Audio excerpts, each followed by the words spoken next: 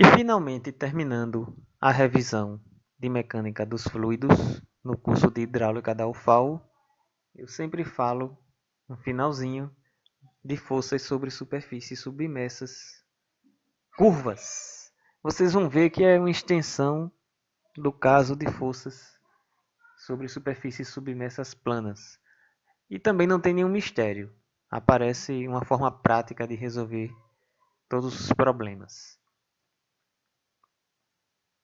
Então vocês estão vendo aí uma curva, né, uma superfície curva. Lembre que no caso da superfície plana, você tinha a ação de uma força elementar dF num elemento de área dA, e que essa força tinha o mesmo sentido sempre. Sempre apontava na mesma direção, né, mesmo sentido. Por quê? Porque é uma superfície plana. Agora veja uma curva. Como é que você pode garantir que a força dF que age aqui nesse ponto tem a mesma direção da que age aqui embaixo, né? Não tem como garantir, por causa da curvatura. Na verdade, tem como garantir que não ocorre o mesmo que a superfície é plana, tá? Então, assim, de forma geral, qual é a diferença? A diferença é o seguinte: vai aparecer um passo a mais, porque na superfície plana a gente deduziu uma fórmula para o cálculo da força sobre a superfície resultante, FR, direta. A gente multiplica a área, né, da superfície plana pela pressão no centro de gravidade. Aqui, como isso não é possível assim direto, a gente, ao invés de calcular a força FR, a gente calcula primeiro, olha só, primeiro as componentes e depois a força resultante FR. Então esse é o passo adicional que eu falo que a gente faz. A gente não calcula FR direto. A gente calcula primeiro as componentes. Por isso que vocês estão vendo aqui na figura o rebatimento da área dA, né, nas áreas de AX, DAY, DAZ. Porque a gente vai calcular as componentes primeiro, para depois achar a resultante que está agindo em dA e assim estendendo a força F, que é a que age na área X, F que é a projeção, F que age na área Y, que é a projeção, e que age também na área Z. AZ, desculpem. Tá? Isso é feito da seguinte forma: ó. Se você tem um dF igual a PdA na direção n qualquer, né? O P, né? Quer dizer, o vetor n é um vetor normal, é um versor que tem os cossenos diretores de acordo com a direção θx, θy, θz. E se você quer rebater, então eu não disse que a gente tem que calcular a componente antes de calcular a força resultante. Então, para calcular a componente na área AX ou DAX, né, a gente faz a projeção. Acha a componente. Fazer a projeção na geometria analítica é fazer o produto escalado de um vetor com outro vetor. Esse outro vetor é o vetor no qual você quer rebater, achar a projeção. Rebater o seu vetor dF, no caso aqui você quer rebater na direção do vetor I. Tá?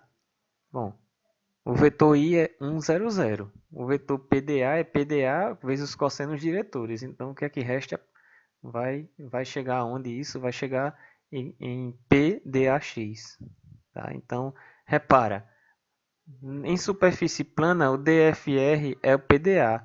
Na superfície curva, a componente da DFR na direção, na área AX, vamos dizer assim, é PdAx. Então, assim, a fórmula não mudou. Tá? A gente só está trabalhando na projeção. De forma que FRx é a integral de PdAx na área AX. Tá? Da mesma forma com FRy e FRz. Na verdade, FRz tem uma pequena diferença que vocês vão ver lá. Então, no plano XY, nós temos a integral a força FRx, que é gama HCG vezes A projetada em AX. Ó, isso aqui é a mesma fórmula de superfície plana. É a mesma fórmula, só que é na projeção. Então, na verdade, E aí vale para outra área também. Na verdade, superfície curva, para você achar os componentes nas paredes verticais, você trata essas paredes como se fosse uma superfície plana. Vejam aqui na figurinha, né? Vejam aqui na figurinha. Para calcular a componente FRX, você usa a fórmula de superfície plana e trata essa projeção como uma superfície plana.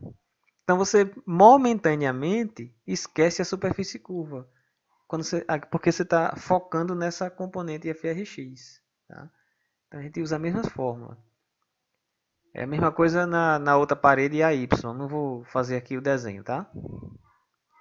A componente Z, a gente usa o seguinte, ó, que a força é o peso que está acima, o peso que está acima da área dA, certo? Então, se ele está numa profundidade H, esse elemento aí de volume exerce um peso e você integra isso aí você chega que gama vezes o volume que está acima é a força vertical. Tá? No final das contas, a gente vai trabalhar, vocês vão ver nos exercícios que tem aí nos vídeos, a gente vai chamar aquela FRX, FRY de FH, que é força vertical, e a gente vai chamar a FRZ de força V, FV, força vertical. Tá? Então, vocês estão vendo aí que a FRZ é gama vezes H DAZ, que no final vira gama vezes o volume.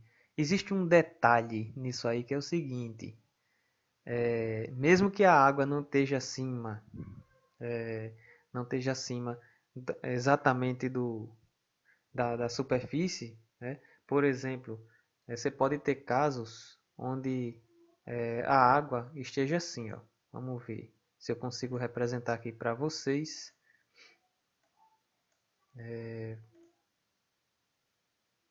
Caneta. Então, você pode ter um caso que tem uma superfície curva, tá? A água está aqui, ó.